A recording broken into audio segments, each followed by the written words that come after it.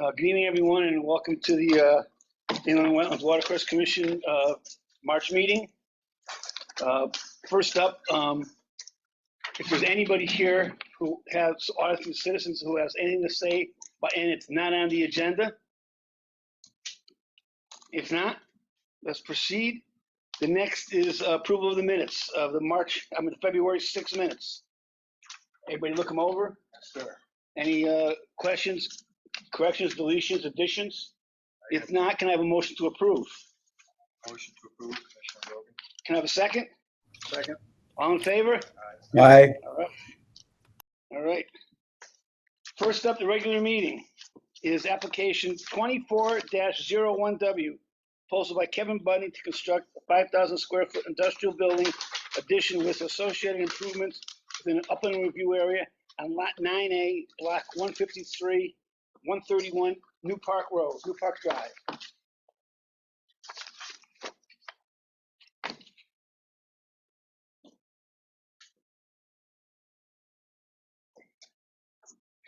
And my name is Brian McClaney with the Bongiamani Group. It's MCLEANEY. We are at 170 Payne Road in Newton.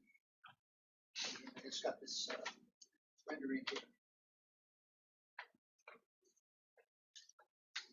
And I think Alan presented the presentation at the last meeting. Have any questions? I drive by there quite a bit. You have one. Is it going to be, how's the building going to be designed as far as the roof line? I believe it's, I'm not 100% sure on that. I believe it's going this way. Yeah, okay, so there's going to be roof leaders. Right. We're doing roof leaders and then we're doing a drain here. Yeah. Which will empty into this water quality basement. Yeah, Mr. Chairman, I believe it's more of a shed roof type design. Right, yeah, that's what, the way yes. it was originally constructed. And as the applicant mentioned, yes, all the impervious surfaces, the runoff from impervious surfaces will be directed into the water retention pond.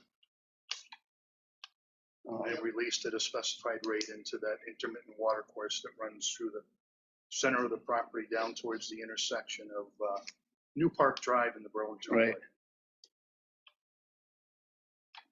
Right. And there's nothing special. I mean, there's no water in the building or anything like that, so it's not have to worry about any of that. No. I believe it's strictly a storage building. Storage building, yeah. Industrial storage. Yep. Anybody have any questions for? If not, I'd like to have a motion to approve or deny this application. Commissioner Logan will make a motion to approve the application 24-01W. Can I have a second? Second. All in favor? Aye. Thank you. Thank you. Next, other business. We have application 22-02W, proposal by Little House Living LLC to construct residential dwelling units and discharge drainage within an upland review area on lot 10, block 114 at number 1676 Berlin Turnpike. It's a request for a permit modification. Chairman? Oh, To speak for the applicant.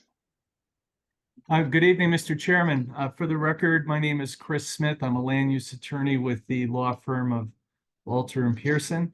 And again, good evening, Mr. Chairman, members of the commission, Mr. Horrible, Town Attorney Capola.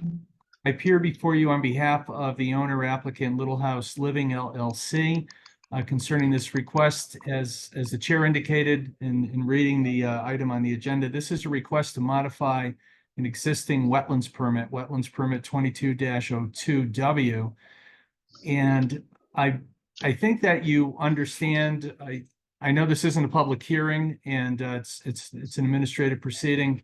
And I understand that the town attorney Capola had the opportunity to address the commission concerning a related zoning matter that we have with your Planning and Zoning Commission, and that we were able to resolve various issues there that did require or does require a modification to the site plan that was what you approved. You approved the regulated activities associated with that back in May of 2022.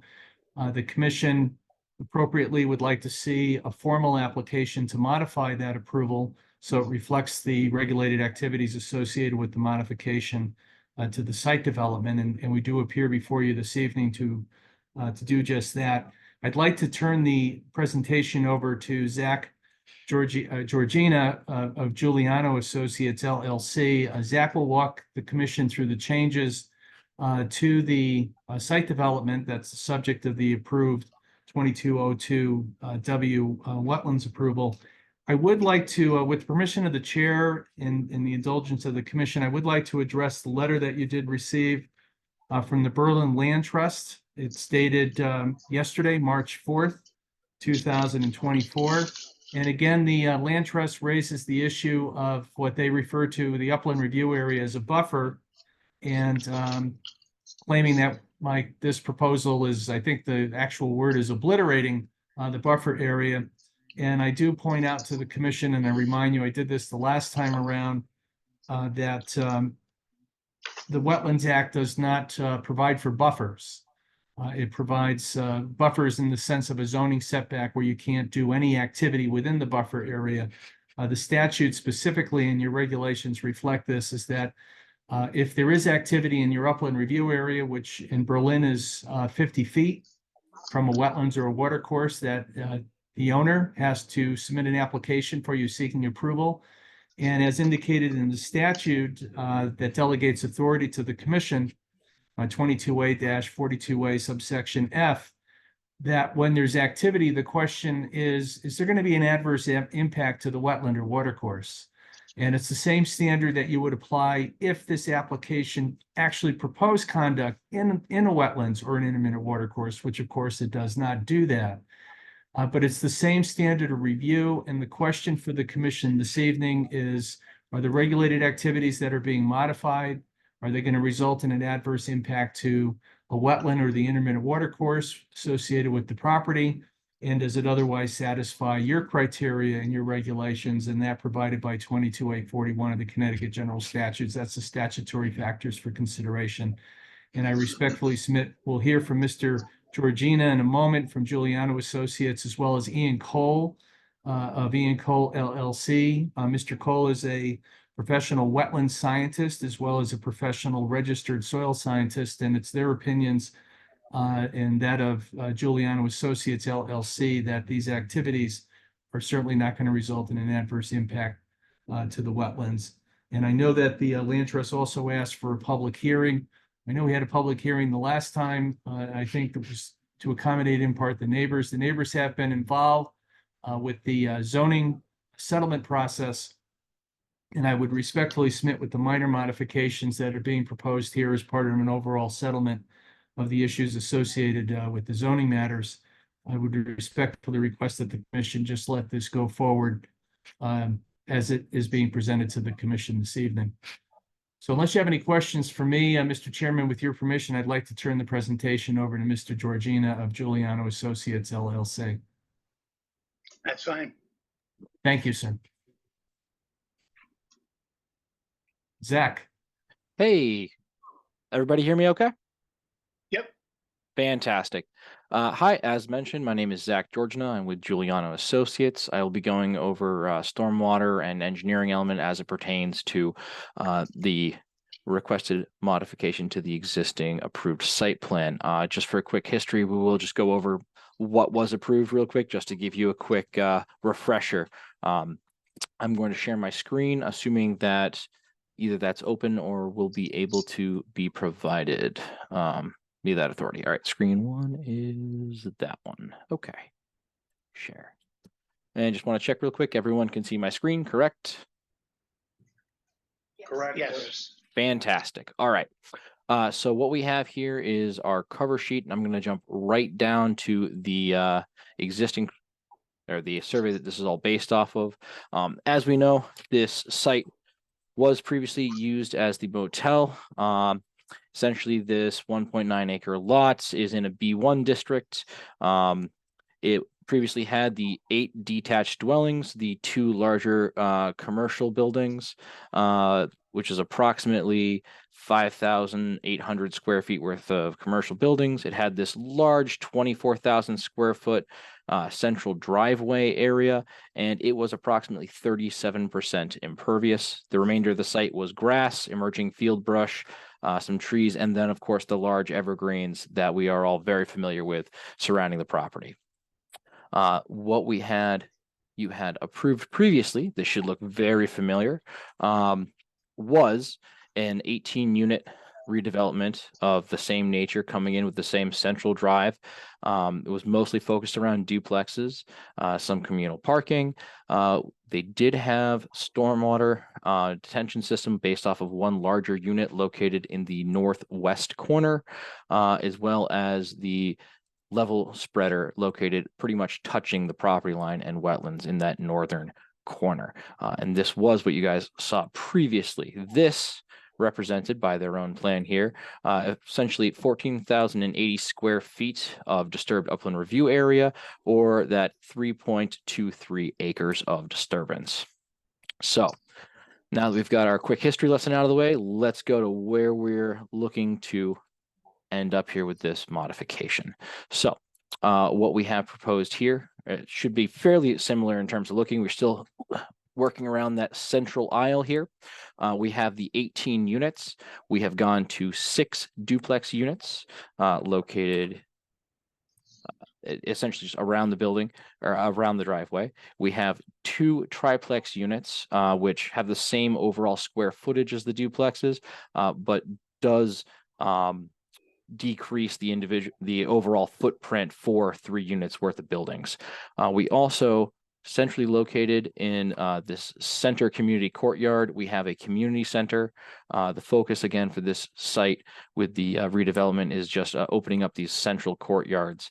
So we've got this center courtyard here with the community center and an additional community space located in the northwest corner. Now, in terms of wetlands, which I know is what we are concerned with, we're going to just jump to the stormwater plan because that shows a little bit of what's going on under the ground right here. So what we have done here, previously you did have the 3 triplex units up on the, or duplex units up on the top. We are maintaining that same 3 buildings up along the northern perimeter here. We have the 1 triplex unit, the 2 duplex units of the same footprint as the original approval, and we have essentially gone from a single large infiltrator unit to a 2-step process. This allowed us to pull the infiltrators out of the upland review area. We do still need the level spreader, but we were able to pull that further off the property line and a little off of the adjoining property line with Holly Court properties. But what we've gone with here is this 2-unit system where this first unit located under the courtyard essentially is just going to be collecting roof runoff from 6 of the buildings. It's going to be directly piped in here. We assume that roof water is clean. And by that, I don't mean that there's no leaves or anything that will inevitably get in the system. That's why we have cleaning ports proposed. But what I mean by that is roof runoff is assumed to not have anything from cars or motorists or any trash or debris like that of that nature. So that's going to be piped directly into this unit.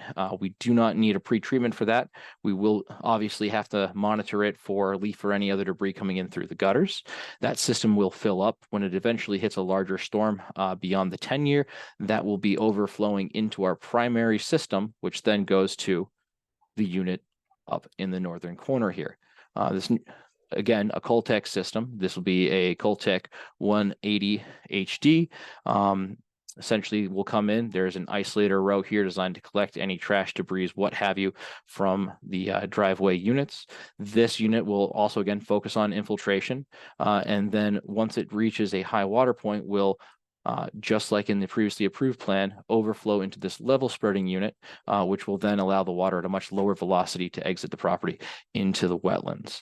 I know that as a wetlands commission, you're always worried about that flow, which is why what we're doing is proposing overall reductions for our site. I know at our previous meeting, we'd had a bit of a discussion about the two different mentalities between the previous Cassidy plan and how my office approaches it. And the best way to compare those two is with percent reductions. And so while the Cassidy plan took a look at a much larger watershed, our approach is much more direct, assuming that if we handle everything for our site, we don't have any negative impacts down gradient. So what we ended up doing with the Cassidy plan, when taking a look at their proposed numbers that you guys went through with the previous approval, and for their 2-year storm, they had essentially a 2.8% reduction in storm flows, and that gradually altered up to the 100-year storm with a 2% reduction. What Giuliano Associates, with our 2 system here, what we're looking at, just handling the individual storms in the site itself, we're looking at closer to a 39.6% reduction for the 2-year storm. And for the 100-year storm, a 17.4% reduction in peak flows exiting the site. I know that peak flows don't necessarily address volume, and that's why we did run a volume calculation. And on the 100-year storm, we're infiltrating about 28,000 cubic feet of water. Hold on a second. I'm saying cubic feet, but let me just jump right over here to my, come on, PDF. Let me go to my wetlands report real quick, just to confirm the number, because it might be gallons, and I really want to give you guys the most accurate information possible. Drainage report. There we go. Bear with me 1 second. I do apologize. Sorry, 28,850 gallons of water in the 100-year storm. And that's essentially the equivalent, just to put it in perspective, that's a 20 by 40 residential swimming pool that we're literally infiltrating into the ground that isn't being dumped into the wetlands, in comparison to the previous development, which was the motel facility. In terms of the wetlands impact, like I said, we are maintaining that same 21-foot setback from the previous approved Cassidy plan to the buildings themselves. And even essentially by pulling the stormwater system out and with these buildings, we're looking at about an 80 square foot reduction in impact within the upland review area in comparison to what was previously approved. At this point, if there's any questions on the stormwater, I just want to open it up to the commission. You said there were 6 buildings that are going to be, the stormwater is going to be collected? For that northern unit, all of the buildings are being brought into the stormwater system, but that northern, in the island unit is only addressing 6 of those buildings. The other buildings are going directly into the northern Coltec unit. Okay. So they are going to be collected and put into a spreader? Essentially, well, they're going into an infiltrator first, and then once it reaches a high water point, it will then be going into a spreader and retaining all the volume in there to infiltrate. But correct, yes. I just want to make sure all the water is being collected and that's just not dumped onto the property. Yes, we are. This plan is addressing, and we are making sure that all of the building's roof leaders are being tied in, and then all of the driveway and impervious area interior to the site is being addressed to the 4 catch basins, and then into the infiltration units and level spreader.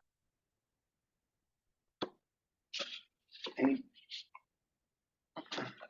I also looked on, when I looked at the plan, the community building and the maintenance building didn't show any roof leaders on it. Are there leaders on there?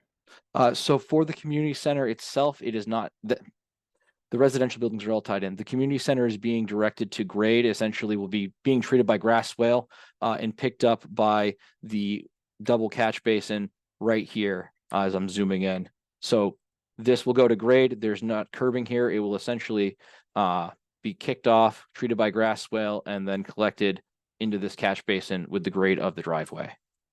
Okay.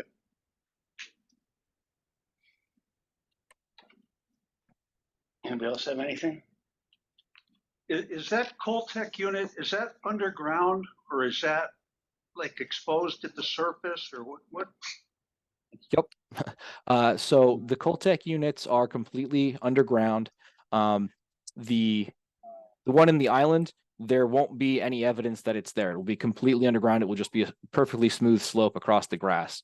The unit in the back will have a slight plateau effect, but essentially the unit itself is encased within gravel. Hold on, let me jump down to the Coltech details. I think they'll help us all visualize what we're talking about.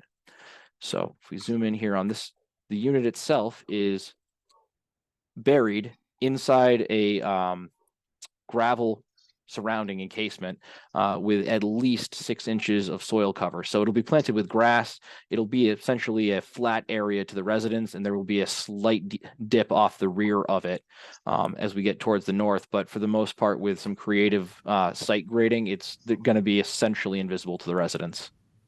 That's what I didn't know. Yeah, if you look on the plan, Okay, thank you. look on the plan, it's 6 inches, and it sits, and it's 26 inches, 6 inches of gravel above that, and soil, and then finished grade.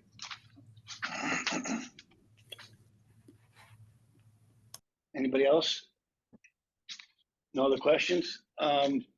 Jimmy, have anything? Just would like comments from Attorney Capola. Well, as to what- let's the next, who's the next speaker? Thank you. And thank you, Mr. Chairman. And Zach, just very quickly, in your opinion and that of Chris Giuliano at your office, Giuliano Associates LLC, is there any conduct or regulated activities associated with this modification or with the underlying approval that would result in an adverse impact to a wetland or a watercourse? From a stormwater and engineering standpoint, there's nothing here with the associated proposed work that would have any adverse impact to the wetland.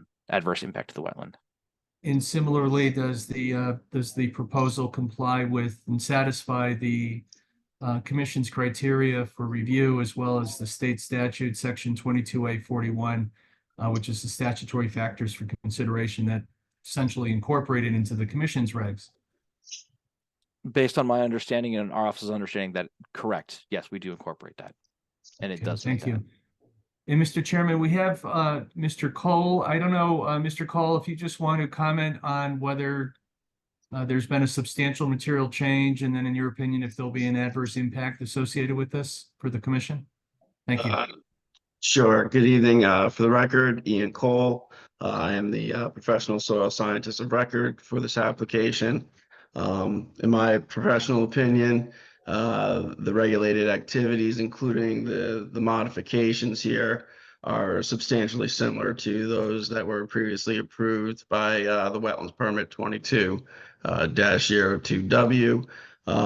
Again, there's no direct wetland impacts associated with this proposal. Indirect impacts have been mitigated with the proposed stormwater system that's been demonstrated to not only reduce those peak flows, but also retain those stormwater volumes during the construction phase of the projects, providing those detailed E&S controls to protect the wetlands. And then ultimately, the project provides a pretty robust planting plan that includes, I believe, something equivalent of like 143 plantings, 47 of which are concentrated between that sensitive receptor to the wetlands to the north and the development nearby in that upland review area. As we heard, kind of generally speaking, there's an 80 square feet reduction in impervious surface with these new modifications. And, so for those reasons, it's my professional opinion that the proposed activities, similar to what was previously approved, will not result in an adverse impact to the wetland or watercourses adjacent to the property. And Mr. Cole, and otherwise in addition, otherwise the application does comply with the criteria provided in the Commission's regulations and state statute? It is my understanding, in my opinion, that the application is consistent with the regulations. Okay, thank you, Mr. Cole. Mr. Chairman, members of the commission, Mr. Horrible and Town Attorney Capola, that concludes our presentation. We wanted to provide you with as much information as possible. It is a modification to the existing wetlands permit. I think you heard that there was a reduction in some of the activity in the upland review area. But the end result is that we will not have an adverse impact to the wetlands, as was the case with the underlying approval in May of 2022. And we would respectfully request that the commission approve the application to modify wetlands permit 2202W. And thank you for your time this evening. Anybody have any questions for anybody on there? So Dave, you want to? I wouldn't mind hearing from Attorney Capola as to her input into this. So just in terms of what Attorney Smith said to you in his initial comments, I do concur. I know that we do, and we talked about this, and I think it may have been during the last application that they presented with regard to this project. Specifically, we see the term upland review area buffer being used interchangeably. I read to you some language from the deep guidelines with regard to that. They are in the appendices to your regulations, and it does make clear from a review of those guidelines that it's not that the buffer, the upland review area, is a so-called no-build zone, if you will. So I absolutely agree with that representation that he made to you under the statutes. I concur with his opinion with regard to that.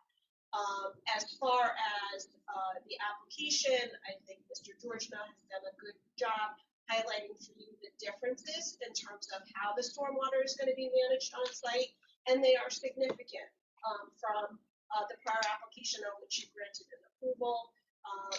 That the ability to get rid of that unit and then introduce another infiltrator in the central island area, is a significant change, I think you can say. You are the decision maker. But as far as, again, that legal representation, Well, everything that I read, and again, I'm not an engineer by any means, but what I read, I was very impressed with the new system and the amount of water can be released over a period of time. It seems going to be much less water going into the wetlands. Yeah. The only thing I will say, whether we approve this or not, I read this maintenance report. This is pretty extensive. And Mr. Snow, are you going to adhere to this? That's why we presented it. Yes. Okay. So if we put it in our approval that this is part of the. That's fine. That's acceptable. But can you state your name? Oh, I'm sorry, Patrick Snow. Did you guys look at this? Yes, my curiosity question is, that's all well and fine for the first couple of years, we haven't spent yourself. I'm not sure. How do you enforce that? How do we know that that's going to actually happen? I mean, the question is, how do they enforce it? I apologize, I don't actually have a copy. I mean, it's every 3 years and things. It seems like it's a pretty. Jim, I mean, you've dealt with these. yes, I mean, one of the things that it states out every 3 years they got to do things. Spring and fall they got to do things, and it says 45 years. Through 45 years, if you read it, that they got to do the I'm not going maintenance. to be hearing. I'm not going to be 45 years. This is why I threw out the thing. But- Because how do you enforce this stuff over a period? I guess you could look at it from the standpoint, perhaps, and I defer to Attorney Capola, whether or not the commission required a maintenance bond to be established and held by the town in a certain value to ensure that work is completed as shown, within the proposal. Good idea. That's fine. Jennifer, I don't know if that's something that we could do. It is done, for sure. Just in terms of enforcement, if there is an issue, it would be treated the same way that any other enforcement would be treated from the commission's perspective, as far as if there was non-compliance with the plan. So I would just ask that, and I don't know what the applicant's position is on the bond. I don't know if Attorney Smith, if you want to address that. Patrick Snow, I can address that first. As far as the bonds go, I would not be in favor of it, only because I've just been experienced over time. Who maintains it? Who makes the judge of what that is? What I propose is, if this commission so deemed, would be to do some kind of reporting. If it's every 2 years, I'm required to file a report with CEO, with someone. And this keeps us all in check to say, okay, this date of the 1st of January, for example, that this report is due, and it's to go through exactly what this, if it's 1 year, 2 year. That gets me on track and gets the town on track, as opposed to having a bond sit with the town, and then if something happens, maybe you get corrected, maybe it doesn't. It's honestly, it's, again, no one likes to spend money, but I just don't see that as a practical means to get this done. From my side as a property manager, it's nice to say, here's a task I have to do, and I got this, as opposed to letting a bond sit there and then 5 years someone comes and says, hey, you forgot to do this, and it's like, oh no. So again, that's my proposal to say, is a report requirement by the property owner on a certain time frame, and make sure everybody's involved. And I guess it'd be transferable if you ever sell the property. Correct. So if I'm not no longer here, Right. whichever, that's go with the property. Bond would transfer also. Well, again, if we request a bond, but this maintenance schedule, if we require the property owner every year to give us a maintenance report, that if he passes away in 15 years, the person that buys it or person that takes it over would have to continue with that report for the length of the property. As long as the property's around. Right. I'd be comfortable with that, or every 2 years report on the specifics Right. of this maintenance Right. plan. I don't know who it gets submitted to this commission. Well, Yes, it's it would be the commission. commission, and then whoever, Jim or whoever, when he retires, whatever, they would have to, manage it and make sure that everything was being. How do you do enforcement on it? Something like that. How would we do enforcement? I guess it would be we would issue a notice of violation per se, and deal with it, as we do with a typical wetland violation. So with a cease and desist, and require a show cause hearing and have the applicant come before, or the property owner come before the board and explain the reasons why the order shouldn't remain in effect, which would obviously be, the order will remain in effect until such time as they comply with the maintenance agreement. If this application is approved, does that grant the town authority to go inspect the Yes, property by all regarding? means, by all means, yes. I'm sure if the town gets complaints, If it's a part of the approval Right. process, we have the right to see that it's properly maintained, enforced. yeah. So if I may, Attorney Capola, just for the record, and I hope Attorney Smith can hear me, okay? Because I know I'm off to the side, so if you can't, can you hear me okay, Chris? Because I'll move. He's muted. Let me just turn it up a little bit there. Go ahead, Jennifer. I'm gonna move closer to this microphone here. So, my recollection, I just wanted to check. We did put a provision in the stipulated judgment, for the settlement of the planning and zoning case. That, and it's entitled, the section's entitled it's on page 6, subsection 4. Stormwater management inspection and maintenance. It says players shall submit a stormwater management inspection and maintenance plan subject to the approval of the town engineer and town attorney. And said plan shall be incorporated into the site plan set. So that is in the stipulated judgment. Again, I apologize because I didn't realize that this was submitted for tonight. I would have reviewed it and commented on it.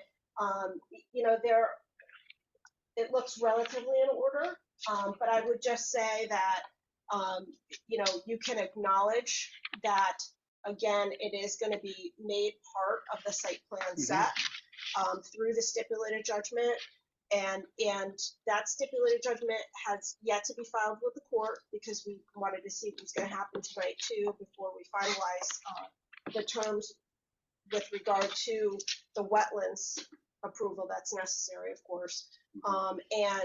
That if a judge reviews it, it is set down for what's called an 8N hearing. That's the statute that's being referenced. That's going to be on April 1st. If judge reviews it and everything appears in order, they will enter that stipulated judgment as a judgment of the court. So this provision will be part of that judgment.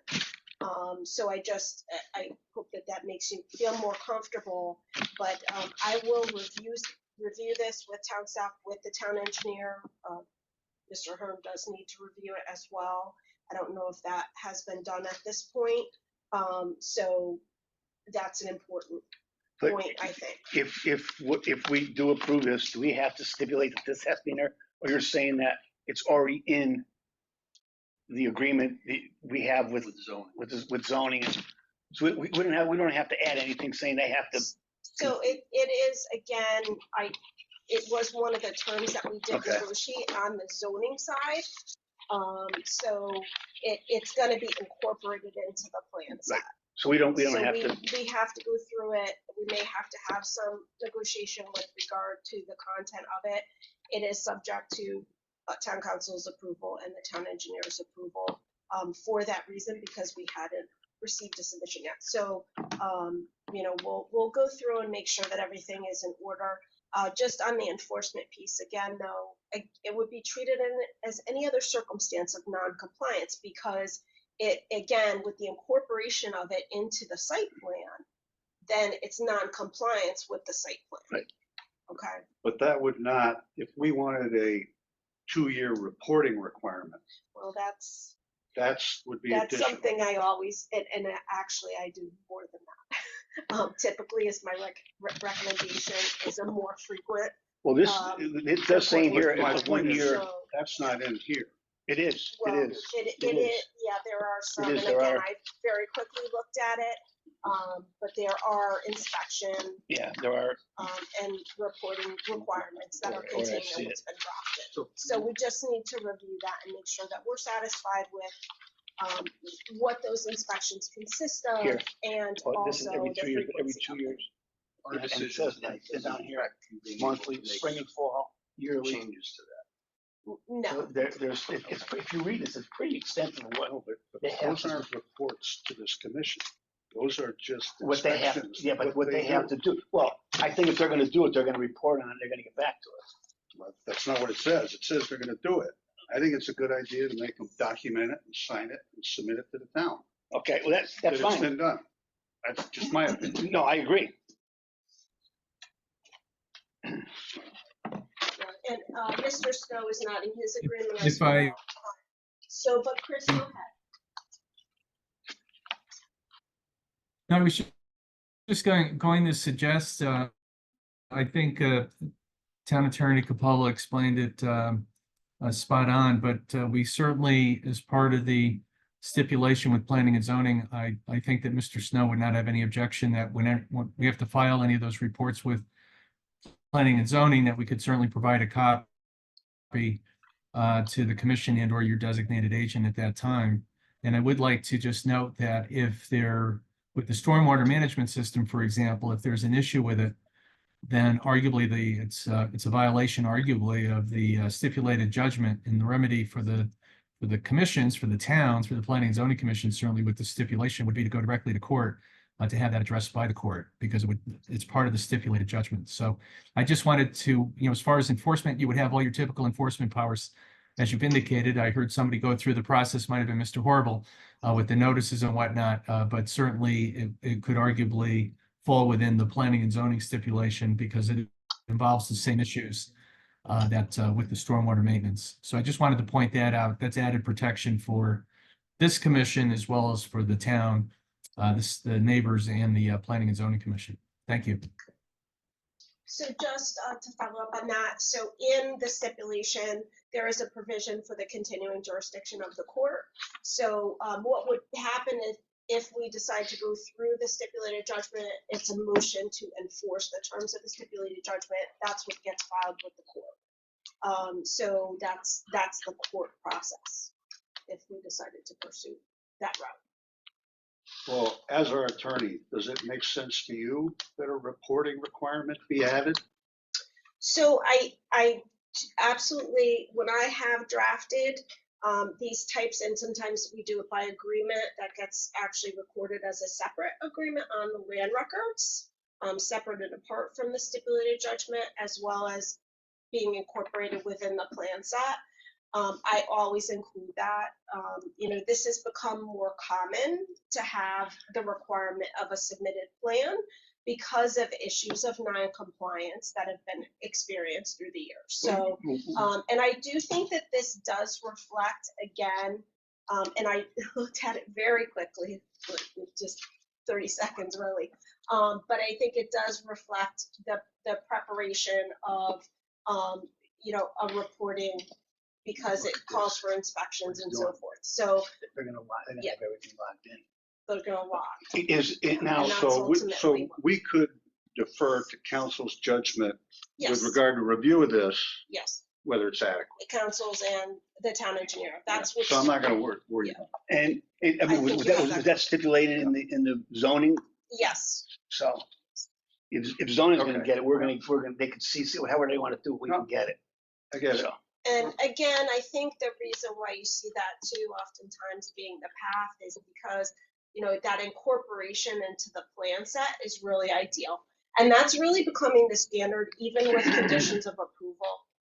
Wanting to have that one document, I know that that's something that's being discussed more frequently.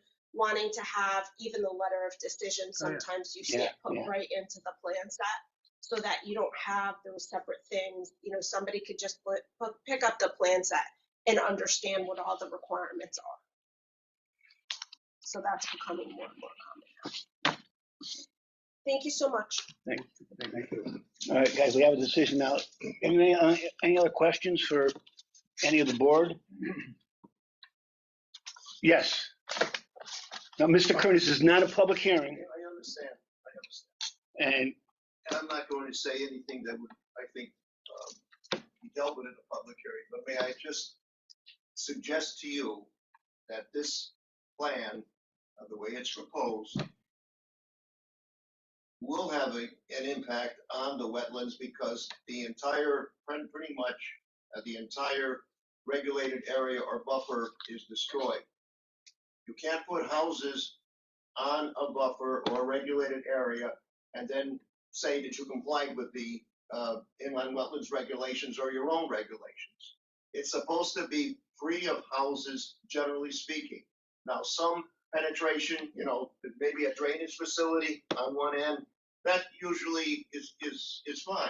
But when you have in an upland review area, it's the equivalent of a buffer, and it should be protected by this board, because you have a regulation that basically requires you to protect.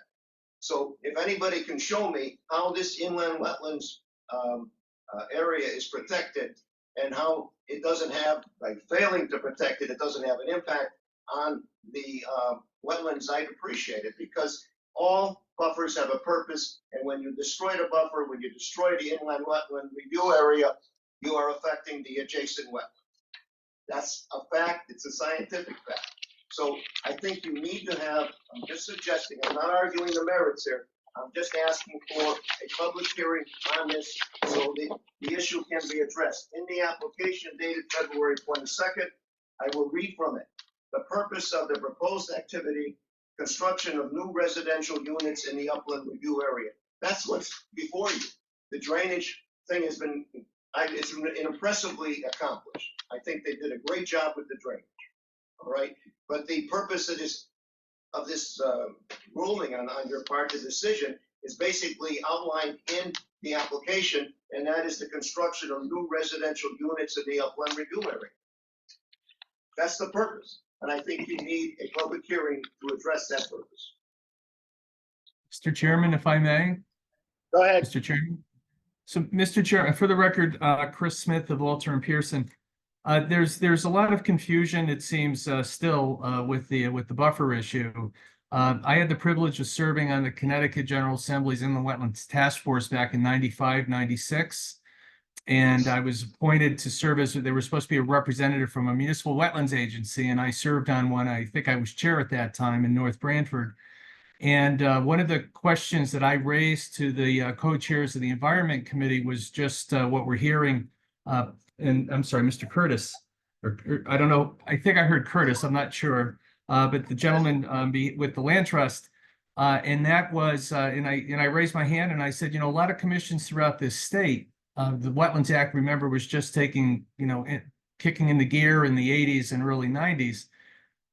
Think that buffers, they have this upland review areas, buffers. A lot of the towns were calling them buffers, and that you can't build in them.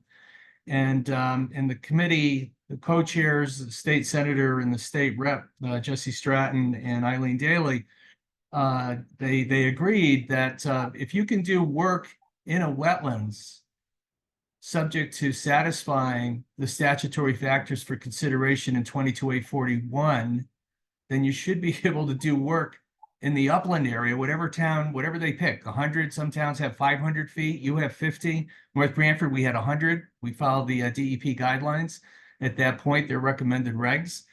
And that's what they did. In fact, the attorney for the committee was charged with going through the Wetlands Act and ensuring that the word buffer does not appear anywhere in it. And the statute was amended in 22A 42AF that I had referenced before, and it says in that statute, I'll read it for the gentleman for the mainly for just to explain it. It says, quote, if a municipal inland wetlands agency regulates activities within areas around wetlands and watercourses. So the General Assembly didn't use buffer, didn't use upland review. You have it upland review in your regs, which is fine. The courts have held that's fine. Such regulation shall, one, be in accordance with the provision of the inland wetland regulations adopted by such agency related to application for and approval of activities to be conducted in wetlands and watercourses, and two, apply only to those activities which are likely to impact or affect the wetland or watercourse.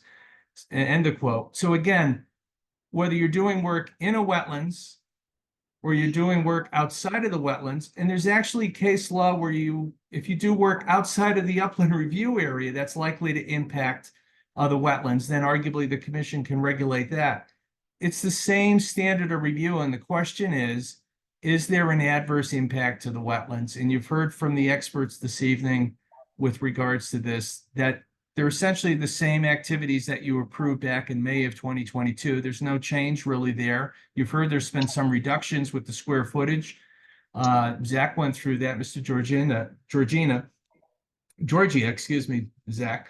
And we heard from Ian Cole. He's a registered professional, registered soil scientist and a professional wetland scientist. And the courts have held those are the people, and the wetland scientist in particular, that we go and turn to.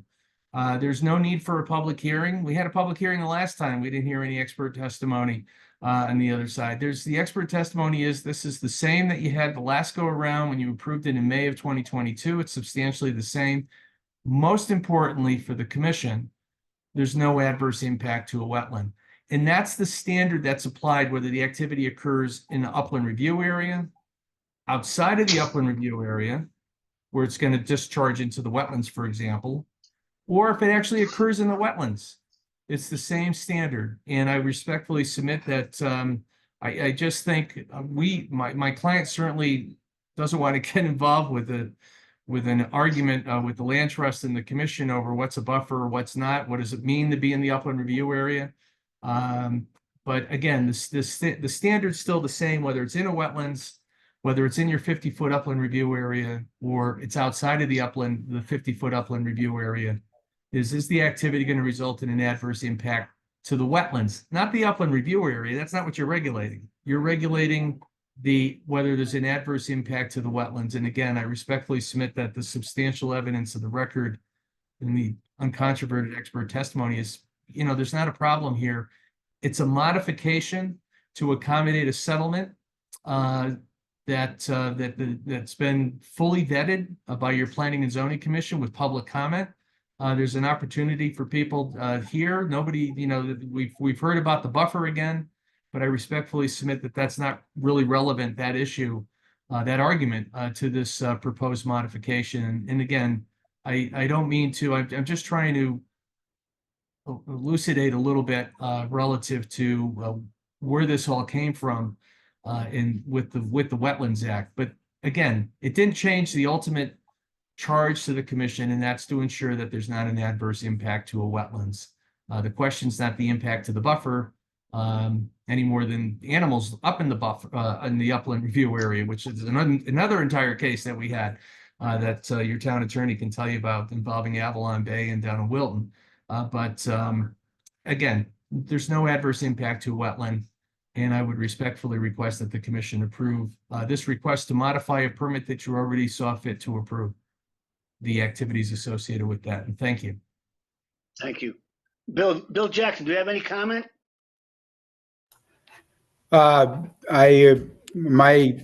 understanding is that the upland review area is simply an upland review area. It is not an automatic offset or automatic buffer. Thank you. Now, guys, yes, go ahead. Let's throw it out there. Our town engineer, Mike Ahern, has also reviewed all of this stuff. I don't, He has reviewed it through the zoning and planning and zoning process, which the majority of that information has been submitted to you this evening. now we have the charge. We can do one of three things. Correct me if I'm wrong, Jim. We could table this so you can go over the information you have. You could request a public hearing, or you can vote on this. That's The only reason why I would consider tabling it would give Attorney Capola a chance to review materials she wasn't privy to. So, the only document that I'm concerned with, because I've seen the plan set, the settlement plan set I've seen, it was obviously part of the zoning process in terms of them going through the process of taking public comment on the stipulated judgment. It had been prepared at that point. So the only issue is with the stormwater management plan that I have not, the maintenance plan. rather. I have not reviewed that. I don't believe, again, that that's something that would hold you back from making a decision tonight, because again, I'm dealing with that in the zoning matter. And it is subject to council's approval and also the town engineer's approval. So that's not something that should keep you from taking action, making a decision on the proposed modification this evening. Okay. Thank you. And I just one additional comment again about the buffer upland review area. I point you to the guidelines, the deep guidelines that are in the appendix. It really does address this issue of when, and there's even some specific activities that are noted associated with construction that may trigger an impact.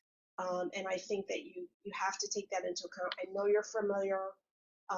The guidelines have been in your regulations for many, many years, and all of you have served on the commission for some time. So, but it again makes clear what Attorney Smith said as well, that guideline language. Thank you. So, yes, I see your hand raised. Just got to find the unmute button. Just wanted to add, this is the document that was submitted for the December 5th planning and zoning meeting. So if you had taken a chance to, if that had been part of your review, you've already reviewed this document. I just wanted to make sure that you were aware that they're the same document. That maintenance document is the same one? That was submitted in December 5th to planning and zoning, correct? They have the same document, so, but we're looking at. Somehow jumped.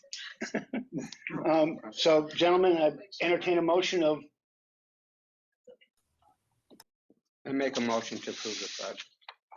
Application 2202W. In the modification. In the modification. I'll second. All in favor? Aye. All opposed? Thank you very much. Thank you, everyone. Have a nice evening. Thank you. Thank you for your time. Now, Jennifer, we have to go through the number 2. It's So number 2, if you could just read it into the record, and I think Chris left, but that's okay.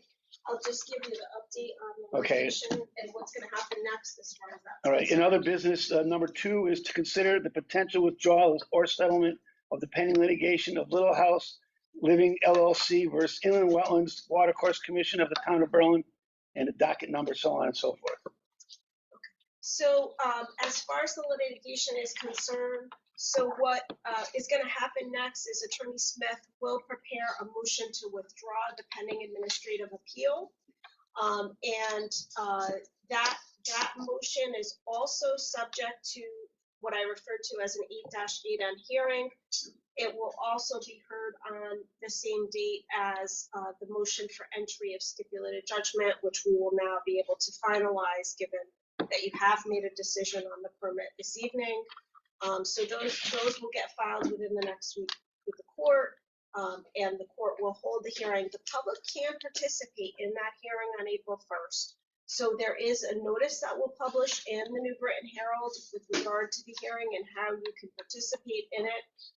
So I just point that out for any interested members of the public. And that's the expectation, is that, the motion will get filed, the court will approve it, given, again, the stipulation and with planning and zoning, as well as your approval of the permit modification. So I don't really think we need a vote from you. Obviously, the commission supports the withdrawal of the administrative appeal, given the fact that you have now approved the modified permit. And by our next meeting, we should know the judgment. Yes. So When's this? So that's April 1st. Okay, so Yeah. So we'll be able. we're on the second. So we'll be So Okay. we'll be able. Typically, they act in the moment because they will have had time, a couple weeks' time, to have reviewed the motion for entry of stipulated judgment and also the motion to withdraw in your case. Okay. Okay. So we don't have Any to do it. questions? We don't have to do anything, right? No, it's really not necessary. If it We kind of was- already did that with the. So this is just kind of a fine point, and I think I've explained this to you before. Our rules of practice require that if you are entering into a settlement with the applicant in the administrative appeal, whether that settlement was by a written settlement agreement or a stipulated judgment, because there's a difference between the two, one's a judgment, one's not, then that requires that you take public comment on that settlement or stipulated judgment. That's why the process was different before planning and zoning. They actually had the stipulated judgment appear on an agenda and took public comment on it. They posted it in advance, and I published notice of the fact that they were going to do that, so on and so forth, and the public could participate. When you have a withdrawal, you don't have to go through all that because it's a withdrawal, right? Makes sense? So, at some point down the road, if you have another case where, there's settlement or stipulated judgment, it may be where there's a public hearing on that, but that's not necessary because this is just a withdrawal. Okay, Right. thank you. Thank you. All right, another business, number 3, notice of violation, Old Brickyard Lane. We are again. Brad Wayne, and I'm the owner of 245 Old Brickyard Lane with my partner, Martino. And kind of refresh your memory, we became aware of our adjacent property owner violating our property rights by mowing down all the vegetation on a pond and changing the grade. We self-reported that, had police report put together as well, and notified the police, and we've been coming to these meetings ever since. And I want to refresh kind of where we are going back. If you look at the plan of development that was submitted for the approval of another new building that was being built by the adjacent property owner, the whole area in question specifically states that existing vegetation along the property line to remain, which in theory says there will be no disruption. And there's been significant disruption in that area. And as required by the commission and by us as the property owner to resolve this violation of the adjacent property owner, there was a requirement that there was a grading plan submitted and put in place and done, which the property owner has refused to do, has not done. He submitted a document that by his surveyor just as of today that says it appears that grades have not been changed, which I don't know how someone walking around can tell if grades have been changed or not. So we took it upon ourselves to have a plan done by Hesketh Associates. They've been out there over the last few weeks, and certainly there's been quite a bit of grade change in that area, and we'll provide you with a copy of that. We now believe that you have all the information necessary to force upon the adjacent property owner to satisfy the requirements of restoring the property to the way it was, both our property and his, because it specifically stated in his development plan that there would be no disruption in that area. So while we love coming to these meetings, I don't believe I need to come again because I've provided you with everything. We are unable to provide a repair to the violation because we did not do it, and we're not gonna go on our property to plant additional trees that were taken out by the adjacent property owner in his own admission in the meeting. So we'll provide you with a plan here, and I think now what we should be determining is how are we gonna move forward, and how could the commission bring upon pressure to bear against the adjacent property owner to take the right corrective action. I'll let the Bob Cabana address that. Yeah, just to go back, so this violation happened in August of 2023, and in October 3, the commissioner required the abutter to provide the commission an as-built topographic map showing the disturbed area, which the abutter has failed to do. We took it upon ourselves to spend the money and provide the report that the violator chose not to. And that report is clearly that there's been significant elevation change in our area. So besides the removal of trees and other vegetation, basically what the abutter has done is, in order to get his parking back more, pulled his parking back, made it steep into ours so you could have more parking. And it's in clear violation of his approvals and his commission. And his commission also required, once that was determined, to have a vegetation reconstruction plan, which we took upon ourselves to provide a plan for the commission and for the violating abutter to review and supply. So we're at the point now where we're asking for this commission to take action.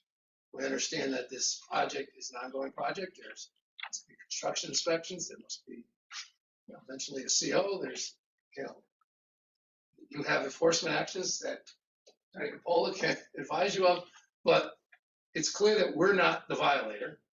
The abutter is on record saying that. When you review the map that we've provided, it's clear that it's been a significant grade change, 3 feet, and clear cut an area that he wasn't supposed to clear cut. So what we're respectfully asking is that restore the property to what it once was, with both the grade and with the vegetation plans. It's as simple as that. Is there any other comments from the opposing side? Yeah, good evening, Mr. Chair and Commissioners. I agree that this started in August, and in August, this commission asked me to hire a soil scientist. I did. The soil scientist gave you outlined a letter of the impact on my adjacent properties, adjacent on the adjacent property of ours, in which we cut trees or shrubs, no trees really. And he outlined in the letter how to restore it. We brought it to you. We thought it was sufficient. It was apparently insufficient in regard to one of the owners who requested a meeting with staffman Jim Horrible. So Jim requested my presence. We met in Jim's office. And at that time, there was a plan developed by the owners, the adjacent owner, only one. I'm not sure if he was working unilaterally or not, but at that time, he asked for that plan. We gave it to our soil scientist agent, who then included it in his letter, addressing this commission, and I believe the character of that letter stated that it was going to enhance. Now, it may not enhance the privacy, but the impact. And I also, prior to that, did everything that you asked me to do. You asked me to put a silt fence, wood chip berm, and so we did that. Then then I was told by Jim that I did one other concern was the topographical. So I called my surveyor last month, and he spoke to Jim about a week ago. He did put a letter in today, and there is the only grade change is the wood chips and the berm on the adjacent properties owners property. We've got before, we've got after. It's I'm not sure who they hired and how they had previous shots or grades, but we feel as though we've tried to appease, and it's just every time we do, they're moving the sand in the line down, keep moving the sand in line. Now they want, I'm not sure what they want, but as I sat with Jim, I walked out of the meeting. I said, Jim, I think we're good. Jim said, I think we're good. We all shook hands, and I included the design that he asked in the letter. And then last meeting, I'm sorry, was inadequate. And Jim said, "Oh, Tom, you forgot about the topography." So my surveyor went out there and he said the adjacent property owner's topography hasn't changed because the grass clippings are still there since August. I don't know what else to do. So all I can say to you guys is to this commission is I've tried, and I've done everything that you've asked me, and I did it timely. And like I stated, I believe just it's the line in the sand just keeps moving. Would you like me to address those comments? Go right ahead. Sure. When we had the meeting, we were very specific in a document that was given to Mr. Copeland and to Mr. Corbel that we specifically asked for certain things to be done, and they have not been done. That's a straight fact. They've not been done. So the line is moved, but I believe is what the violator tries to do is just meet a little component and say I've complied, and do 10% and say I've complied, and 10% and say I've complied. So we took it upon ourselves, even though we requested, as well as the commission did in the minutes of December 6th, that a topography map been done. Instead, what you receive from the violators, we get a document that says it appears by somebody walking out there without shooting any grade. You can't. Somebody walking out there can't tell if a grade has moved 2 or 3 feet just by walking out there 6 months later. You have to have an actual document done, which we took it upon ourselves to do. And it clearly states that the grades have been changed on both the violator's property, which is within the wetland buffer, which weren't part of his development plan, and on our property. We no longer can. We used to be able to get back and around the pond. We can't do that now. The grade has been pushed onto our property. We push this parking lot. So we're asking for all that to be moved back to the way it was before this project started. That's all we're asking for. So the comment of the line's been moved, I don't believe that he's ever complied with what's been asked. Who did the gentleman that you hired come up with these? Peter, quickly, there's a stake out there. There's a stake out there, and I asked actually to meet in the field. I was late to the meeting with Jim, and to one of my neighbors because I was out in the field. The stake was out there. Jack Gilmartin, he's surveyed it. He's done the work, and to be quite honest with you, it's just an inconsistent testimony. If the vegetation was so thick and dense in the past that you claim I took down, how could you ever get around that pond if that's the case? This is a gotcha. I admitted fault. We did it by accident. We've hired a soil scientist. The soil scientist came up with a plan to restore. It wasn't good enough. They wanted more. I said, fine, I'll do more. And the more is 10 times what the soil scientist said. It's just a game of gotcha, guys. They were never going around that property. It was so dense, at using their terms in the past, the vegetation. The vegetation is not there. I've stated I restore it. I've done everything I can to make after the initial impact to not have any further impacts, wood chip berm, silt fence. I've tried everything to appease the neighbors and this commission, and it's not good enough. I mean, we hired a soil scientist, and we spent the money, and then we were willing to spend more to appease a non-soil scientist plan. So I'm just baffled, and initially I was apologetic. I'm still apologetic for making this initial mistake, but you can. I'm trying to resolve it. I hired a surveyor and a soil scientist. They have the professional lawyer. I mean, maybe next I got to hire a lawyer. That'll make them feel better when I spend more money, I guess. I don't know. Let me ask a question. What you're looking for is return the grade. I mean, they're not gonna be able, he's not gonna be able to come back and put the invasive plants back in. No, we're looking for the grade to be returned to where it was. He's changed the grade so it's much steeper than the pond. Yep.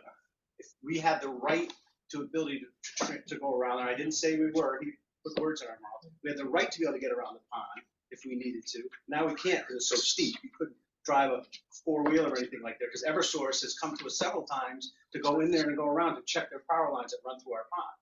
And they've gone in there before. We wouldn't be able to do that now. We wouldn't be able to comply with that at this point anymore. So I think as evidence, if you went out to there right now, if somebody could go out there today and point to me, if you look at his development plan, shows that property corner, shows iron pin found, you cannot find that iron pin. He did exactly what he said. You can find a wooden stake because the iron pin is buried. No, the iron pin's there. The iron pin is clearly there. And you certainly can get around that pond better today. I suggest we take a site visit with the commission then, because it's inaccurate. And Peter, I know you've been out there before. I mean, iron pins there, everything's. The original elevations are on Mr. Kokomo's development plan, where it specifically says he's not going to do any development in that area. So if we want to go back to the original plan, I have the right to modify my plan. Would you please stop for one moment? My property. I have the right to touch my property, and I'm not within the 50-foot upland review area. The fence is going to be all. None of that area is to be disturbed. That's what the development plan says. It's clearly all been disturbed. Let's start with that. It was all disturbed. So. Well, Jim, maybe let's just ask Jim, because we all shook hands. He said that he was going to put a fence in and he was going to get back there. Now you want me cutting into the hillside next to the pond? That's what you're asking me to do? Because that's going to have an impact on the wetlands, a larger impact on the wetlands. And then next thing you'll do is you'll call, the Army Corps of Engineers. I've tried my best to accommodate you. Before we go, he said, she said. No. Jennifer, I want to ask you what are our, because there is no. It was a police report given to us, and it was disturbed.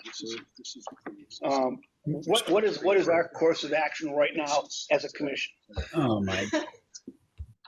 Well, you're in the unfortunate position where you have an affected property owner that does not agree with the resolution. I mean, fundamentally, that's where we're at, right? They don't agree as to what should occur as far as restoration is concerned.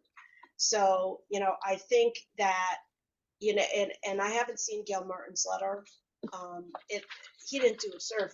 He just submitted. No, it appears a great. And he's not here. It's not even the right address, too. It's not even dated. It's the reference is his address for jail surveying. It's not even the property he looked at. Because his office is there. His office is on the property. His office is on the property. So it's the right address. Is he a tenant? Yes. It's not exactly. Is at the property. It's not exactly impartial, Mr. Chairman. Right. Exactly. Yeah. Let's all talk one at a time. But he was the initial survey. Hang on, Mr. Copeland, hang on. Go ahead, John. I'd say, Mr. Chairman, first, this is not a survey. This is an unscientific letter that could be done by a layperson. Second, you have a tenant here who's doing a survey for the party that's been accused of a violation. It's not impartial. He's not here to defend it. So I don't think this should have any weight whatsoever. I think we have one professional survey that's done that shows that there was a grade change. So Jen, I'm referring to you, deferring to you. So again, is there any middle of the road? I would ask staff that. There's been representations that staff has attended meetings. From the back and forth, Jim, can you pull out that they agree upon anything in terms of giving the commission direction? The last meeting that we had when both parties were together and we met in our office here, I was under the impression that a restoration plan, the original restoration plan that was submitted by Mr. Kokomo was not sufficient to the owner's liking. And as a result of the meeting we had, I want to say it was around the holidays, at that point in time, I had the impression that we were on the right road in resolving the issue. It sounded like, Mr. Kokomo understood what his abutting property owner was after. About a month later, we received documentation from Mr. Kokomo's soil scientist that essentially said, this restoration plan is based upon, a meeting, an agreement per se. I don't have it right in front of me, but I had the impression that both property owners agreed to the restoration plan. Lo and behold, last month. Jim, that's not correct. And I'll just suggest if you would get that memo out that I presented at that meeting, and you provide it to the commission, it clearly states the next thing we need to get to the resolution is this document, which is the detailed elevation survey. Well, I think if you let Mr. Horrible finish his comment. What I'm referring to is, as far as the restoration plan goes with the plantings that were required. Yep. We did mention, and it was mentioned that, yes, we're still after, and you mentioned to the commission that you were looking for an existing condition survey to compare with what had happened previously. Which would then lead to the next conversation, because if our property been impacted as far as grade, we want it rectified. Correct. And that is something that you did ask for. Right. I have specific recollection of that because I've been attending your meetings. And I know that Mr. Kokomo was not here, but his agent, I believe it was Mr. Cole, said that he would get back to you and relay what we were looking for. And we have not got that at all. Mr. Cole has that one. Yeah, I see that. Mr. Cole, you want to speak? Mr. Cole? Good evening. Yeah, I will. I'm going to limit my comments tonight to that I've hung around for informational purposes.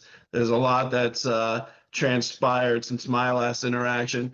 Quite frankly, how I remember it is how Jim was describing it. And so a lot of this that's transpiring tonight is all new discovery to myself. So at the moment, I don't have anything to comment other than I'm just taking it in for if, I'm inquired to assist 166 Old Brickyard Road to resolve this in the future. Mr. Chairman, at this point, if I could suggest to the commission that obviously we received a certified topographic survey that depicts, without a thorough review, what depicts the existing topography prior to the violation occurring, and then as we see it today. I think I'd like to take the time to take a look at that. Okay. I think we owe it to Mr. Kokomo to show him and give him the opportunity to review this plan, and then we see where we go from there. And the original elevations are based on what?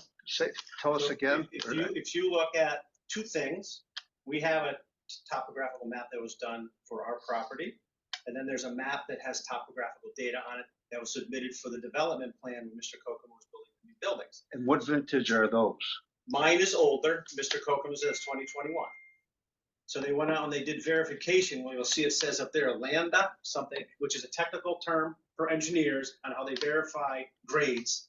It means something to engineers, and he said that's how they went out and had to verify. They had to go So back that to has the- elevations on it, and this new print, recently surveyed by a professional, has current elevations on it. Yeah, I think what you said makes a lot of sense. Yeah. I mean, it's new info for us at this point. Understood, but this is, That I this guess is we've been info, waiting this is for. info that's been asked for. Right. Of the violator for many months, and it hasn't shown up, so we took it upon ourselves to do it, because we want to bring resolution to this. Right.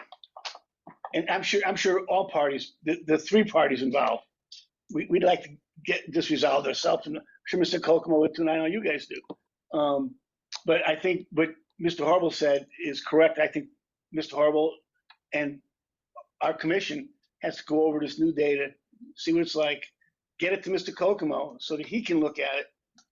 And I guess the next meeting is, yeah. Is that, Mr. Kokomo, is that? Peter, I'd like to see it and give it to my surveyor. Sure, I'd like to see the map, give it to Jack Gilmartin. I'm sure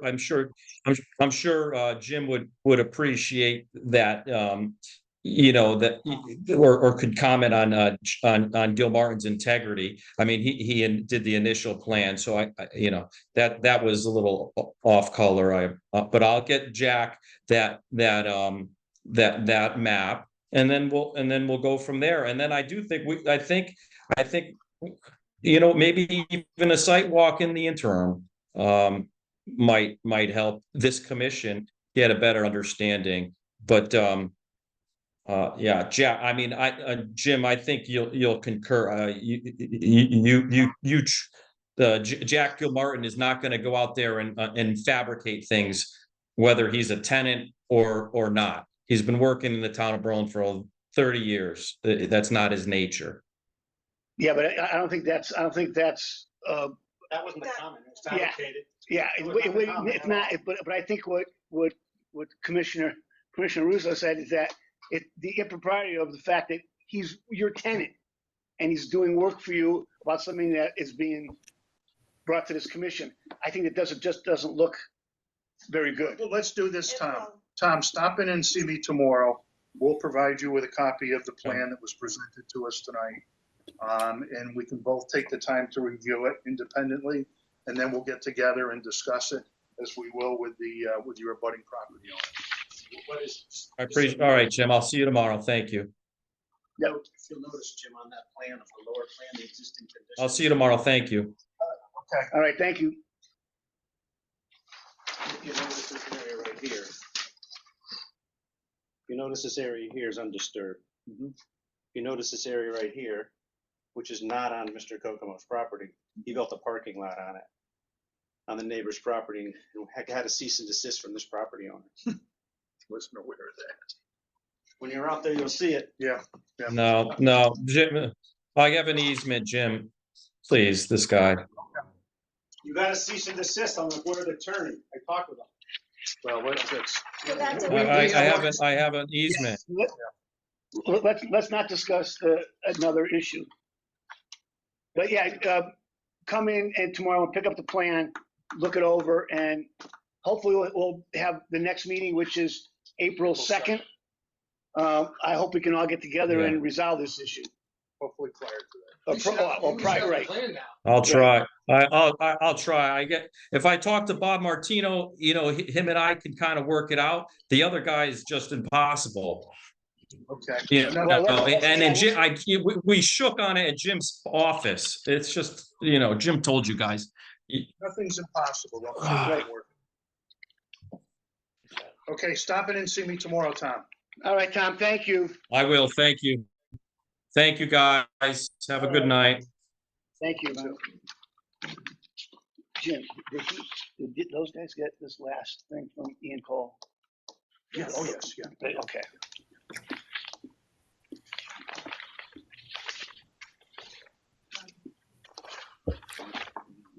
Where did I do it? Here we go.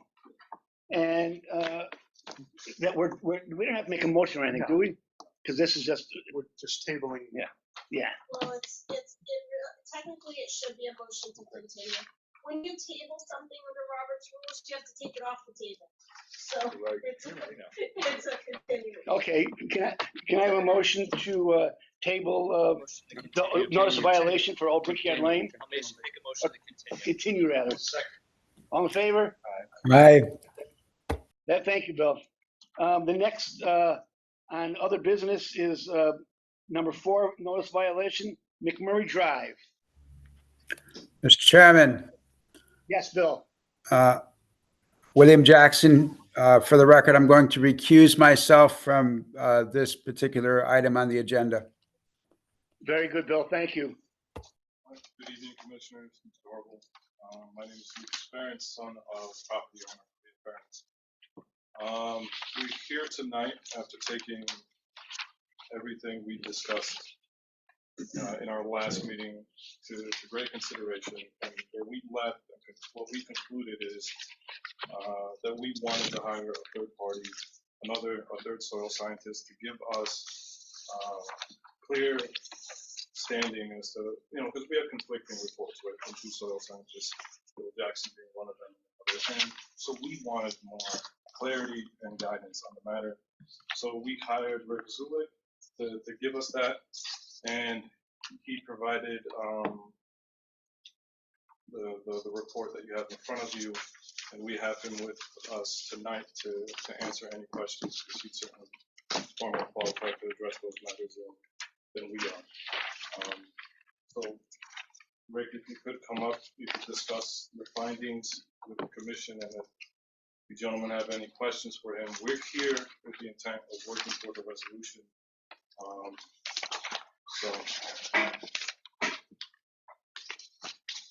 You want Rick to? Yeah, say your name and your. Yeah, my name is Richard Zulik, certified soil scientist from Ashford, Connecticut, 400 Knott Highway. So I come from the other side of the state. I did write I guess I'd like to apologize. My day starts at 4 in the morning, so I'm pretty wiped out by this time of the day. So I'll do my best for you here.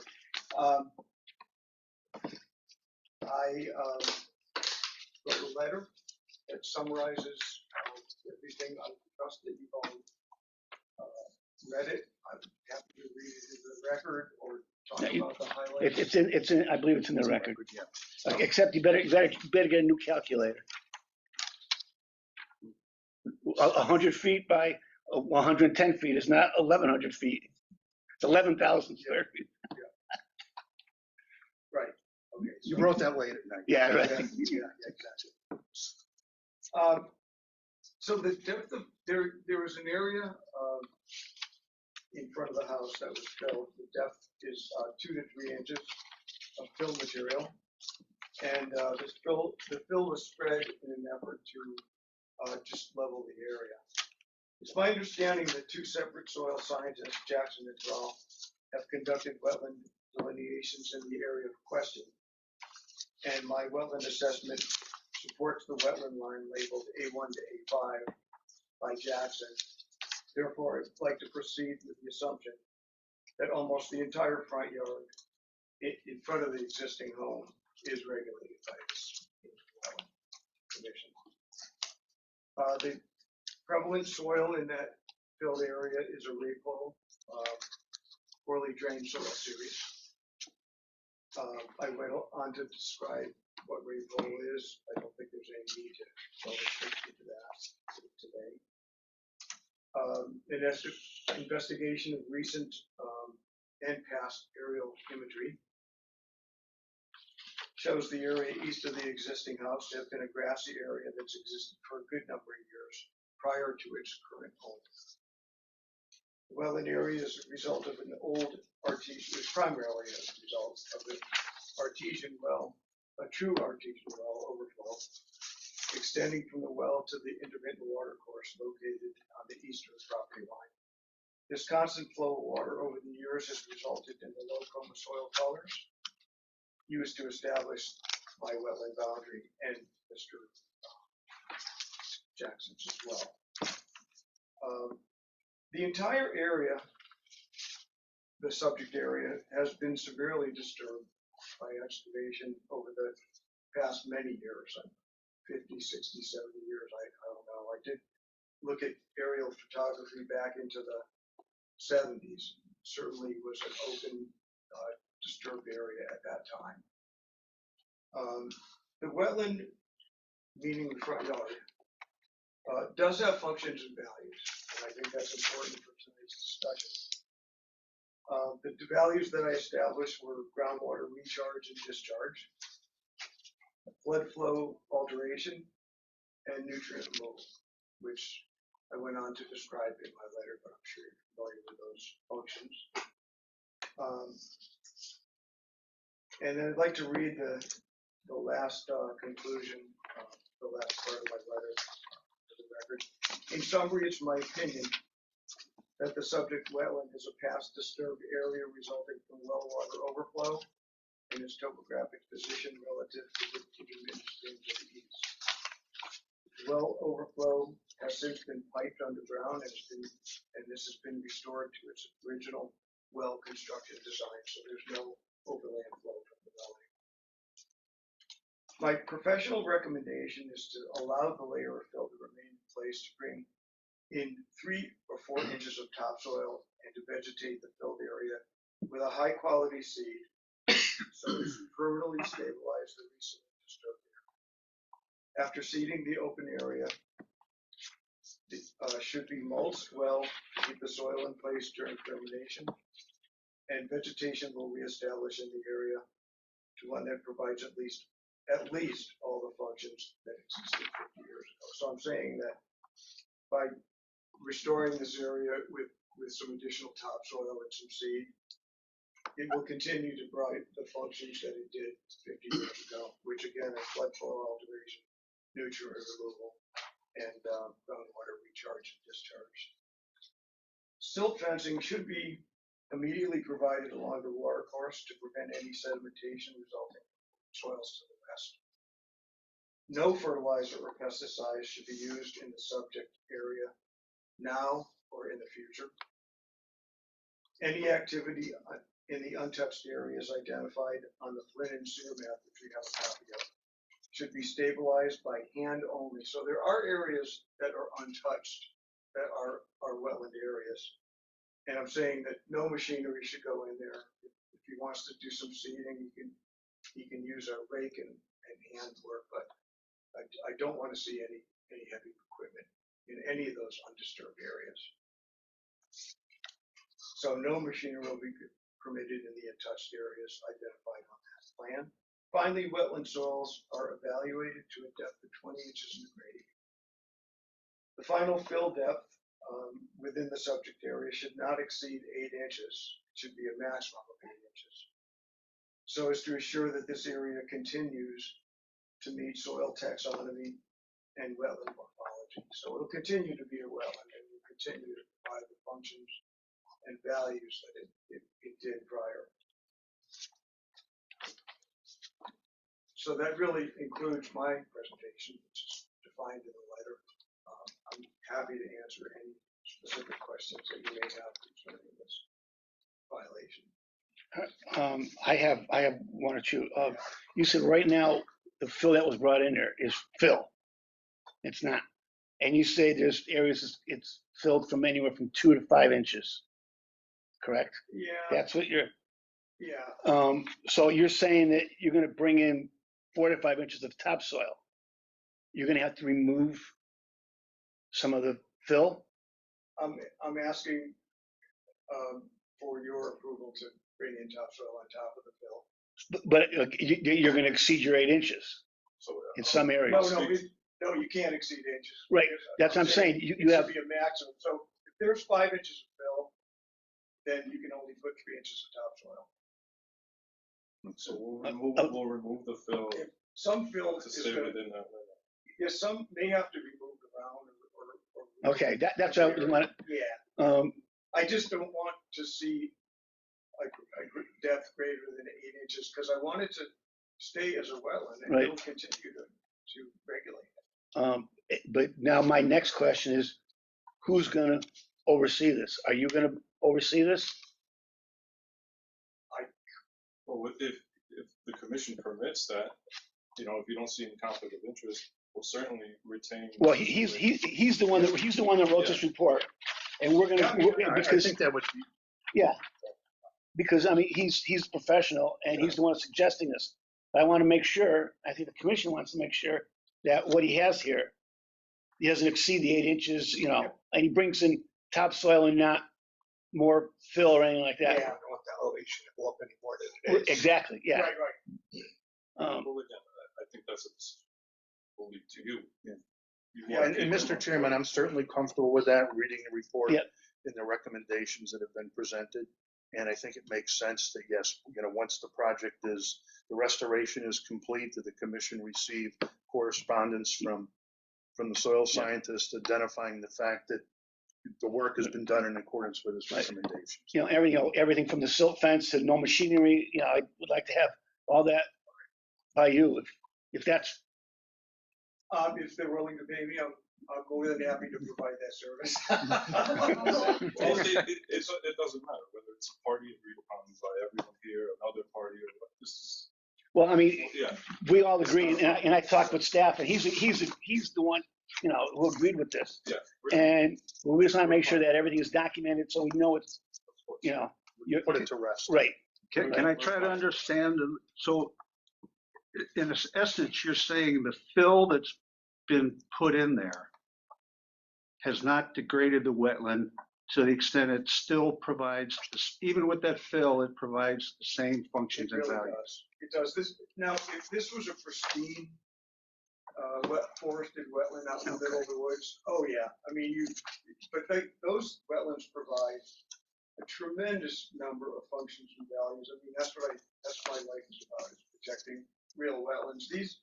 They're wetlands by definition, don't get me wrong, I'm not saying they're not wetlands, but they're very disturbed wetlands and they provide very few function values. Okay, so that's fine. Let me ask, why is it necessary to add more fill? Like, why isn't it best to just leave it like it is right now? Because the material in there is very sandy. It's fill. Awful stuff. It's not gonna grow grass. I mean, it needs to be vegetated so that it provides nutrient removal. Okay, got it. I'm with you. Yeah, they've gotta get something on top of that. You can throw seed down until healthy, so it's not gonna grow anything. Okay, thank you. And you're satisfied, Jim? Any other questions? Not when we gonna hear back Well, I mean, I don't know when you're gonna start this. Well, the silt fencing. Yeah, the silt fence. Yeah. Give me a call when that's complete. Yeah. Okay. And then. And I'm thinking, you know, obviously they don't want to start seeding until probably the latter part of April. April, yeah, end of April, beginning of May, yeah. Maybe June 30th, is that Monsoon rains over. reasonable? Yeah. We'll be able to get them into it. Well, I think your soil scientists will be able to help you with, you know, with that. Yeah, but the silt fence. Yeah. Really, I mean, it's. So I'm gonna need a motion to approve the document by the soil scientist, and that he's going to record anything that happens out there and keep us abreast of what's going on. Jim, yep. I'll make that motion, so. Can I? And that the work be completed on or about by June 30th. June 30th? Is that? And Yeah, intended, we'll keep that day and if there's any issues. Yeah. we'll- Set target. Yeah. Maybe they were. As long as you're making progress. Report back by June 30th. Yeah. Can I have a second? Second. All in favor? Aye. All right. Good luck. It's been a learning I'm process. sorry you Thank went all through this, but it's resolved.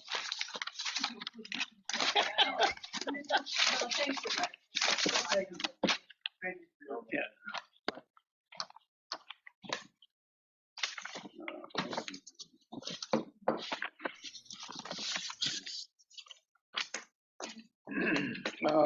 The next on the thing is election of officers. Oh, Bill, are you gonna, please come back? I'm back here. Thank you. All right. Would you like a motion on that? Well, yeah, How about a motion for Peter Neiman to be the chair? Second. do I have any other discussion? All in favor? We need a vice chair. You want to do it? I don't care if it's not me. If anyone has any interest, please, John, are you, Speak up. John or Bill or, I don't know how long I'm gonna be on the commission. Oh, So okay, I so- think someone else maybe. I don't know how I don't long I'm know. gonna be on it either. If it's up to me, no. Bill, do you have any interest? Do I have any answers? Bill, I do you have have any interest in being vice chairman? if there is an opportunity to serve in that capacity, I will. But if there's another who wishes to serve in that capacity, I wish him well. Well, I think we already went down the list and you're it. Okay. I make a motion for Bill Jackson to be vice chair. Second. All in favor? Aye. Congratulations, Bill. Well, thank you very much, and congratulations to you as well. Thank you. And any correspondence? Just a couple of things that we put in the package. One is called, it's a monthly publication called the Conservation Times. Some good information in there. Take a look through when you get a chance. I also, although it wasn't addressed to the commission, on an annual basis, I receive correspondence from the Connecticut River Coastal Conservation District on their annual planting sale. How is that? I saw that. That's Yeah, nice. I purchased seedlings years ago, and now they're probably Oh, really? 30 feet high in my yard. Yeah, so take a look through it. I did look just to look at the I information know. regarding the plants themselves. Yeah. You know, and Yeah. the different species it's interesting. That's good prices too. Yeah, well, you get what you pay for. Yeah, right. But, and then there was a piece of correspondence that I just thought I'd submit to the commission just for your information. The town council recently, as a result of, I guess, concerns that were expressed the past 6 months or so regarding, the continual ongoing flooding situations we have in town. Obviously, we've had the wettest year on record, but one of the council members, Mr. Panessa, has volunteered to try to work and look into what some of the solutions may be, both short-term and long-term, in addressing some of the problematic flooding conditions we have within the community. Both myself and Micah Hearn are sitting in on that. And Charlie, Mr. Panessa also invited Dennis Kern from the land trust standpoint. And I just thought I'd forward the correspondence from Dennis. Well, it was funny because it mentioned the Lower Lane one. Yeah, And, that's what I was looking well, I grew up there. I mean, I lived next to the dairy. And at one time, there used to be two brooks. And Army Corps of Engineers came down and said, oh, we're going to fix this. And the farmer, Joe Sinowitz, came out and says, better know what they're talking about. It's still going to flood. Well, guess what? It still floods.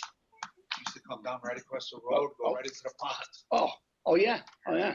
But anyway, Yeah. and I thought I'd give it to the commission because obviously one of your charges is to oversee the flood hazard Right. regs, which this is a part of. So again, it's just for informational purposes. And that's all I have. Attorney Capola, it sounded like you wanted to say something? Okay. Can I have a motion to adjourn? All in favor?